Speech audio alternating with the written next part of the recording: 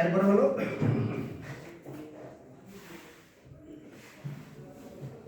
অতিরিক্ত হালকা, অতিরিক্ত ভাব গাম্ভীর্য, দুইটাই খারাপ। মধ্যম পন্থা অবলম্বন করতে হবে। অতিরিক্ত হালকা, নিজে এমন কথা বলবেন যারা হালকা হয়ে যায়, মানুষ আপনাকে দাম দিল, ঠিক আছে কি? আবার এমন ভাব ঠাপ নিয়ে থাকে, মানুষ আপনার কাছেই যায়, ঠিক আছে? দুইটাই অতিরিক্ত। এই কারণে মিডিলে দেখতে হবে মধ্যম পন্থা অবলম্বন। অতিরিক্ত ভাব গাম্ভীর্য দরকার না, অতিরিক্ত হালকা হওয়া যাবে, ঠিক আছে? ক্লিয়ার সবাই?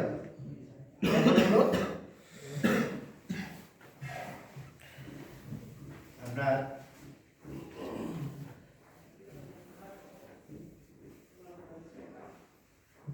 মেজাজ দেখানো, মেজাজ শরীর দিলে এটাকে কি করতে হবে? অল্পতে আপনার করে নেতৃত্বের জন্য করে রেখে দেওয়া হবে। অনেকে অনেক শীলতা করে দিতে হবে। যোগাযোগ যত নবী রাসূল আছে সবাই কারণ ছাগল চালানোর কথা বুঝছেন? ছাগল চালাইছে কি কারণে?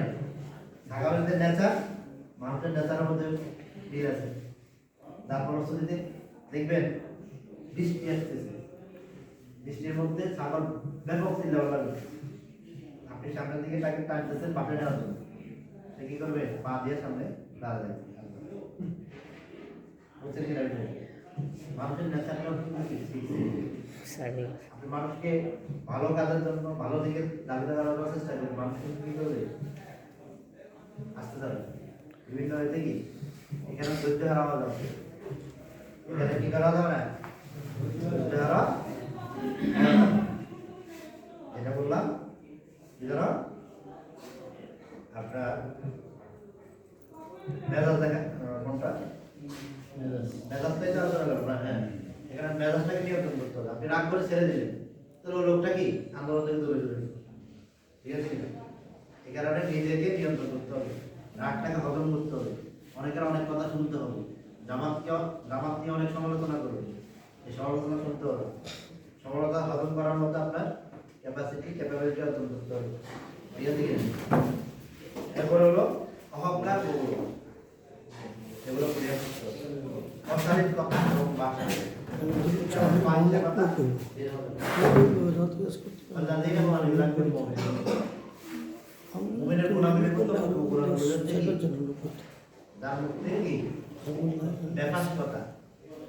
কথা, অশালীন কথা এগুলো বের হয়, ঠিক আছে? আমরা অনেক সময় বন্ধু বান্ধব সমবয়সীদের সাথে কথা বলতে গিয়ে অনেক কথা বলে গেছে, এগুলো আসলে কি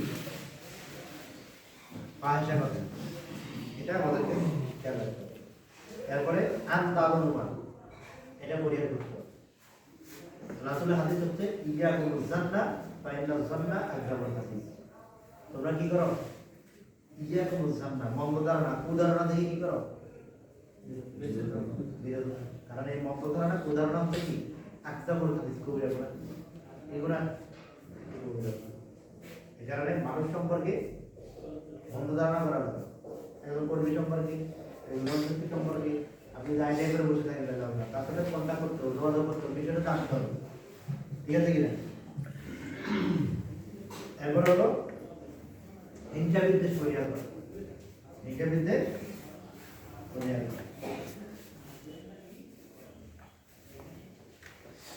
এরপরে কাউকে উপহাস করা যাবে, কি করা যাবে? উপহাস করা যাবে। ওয়ালা তাজাসসু, উপহাস কাউকে গাও প্রতিপন্ন করা, অসম্মানজনক নাম ব্যবহার করা, যেই নামটা বললে সে কি কষ্ট পায়, ভালোভাবে নেয় না, এই কাজগুলো করা যাবে। এরপরে হলো হয়তো বিতর্কে জড়ানো, যে কোনো বিতর্কে উঠতে দেখতে হবে। মাওলানা মওদুদী রহমাতুল্লাহ জামাত হিসেবে প্রতিষ্ঠা করার পরে উনি একটা সবার উদ্দেশ্যে একটা বক্তব্য দিয়েছিলেন। বক্তব্য বলতে একটা পয়েন্ট ছিল, যেটা হলো কি কোনো মত পার্থক্য, অর্থাৎ আপনি মনে করেন সমালোচনা করা যাবে না, কি করা যাবে না? সমালোচনা করা যাবে। সমালোচনা করলে আপনি কারো প্রিয়বাদন ব্যক্তি হতে পারবেন না। প্রিয়বাদন ব্যক্তি হতে হলে সমালোচনা পরিহার করতে হবে। ঠিক আছে? আওয়ামী লীগ হলো, বিএনপি হলো, অন্যান্য দল সমালোচনা না করে যদি আপনি কি করেন, কিছু পজিটিভ ওয়েতে কথা বলেন, তাহলে কি হবে? দুর্বল হবে। আমি আগে বলছিলাম, কেউ কখনো সমালোচনা শুনতে চায় না, তাই শুনতে চাই। আমার ভিতরে যে দোষগুলো আছে, দোষগুলো আরো বলুন, বললে কি আমি এটাকে ভালোভাবে নেব? এই কারণে আপনার মানুষকে আকৃষ্ট করতে হবে। আমাদের জামাত ইসলামের কর্মী কর্মী হিসেবে আমাদের কি করতে হবে? মানুষের সমালোচনা না করে তাদের ওই যে সদ্গুণাবলী বিকাশের সহায়তা করা, তাতে ভালো দিকগুলো এগুলো কি করা? তুলে ধরা।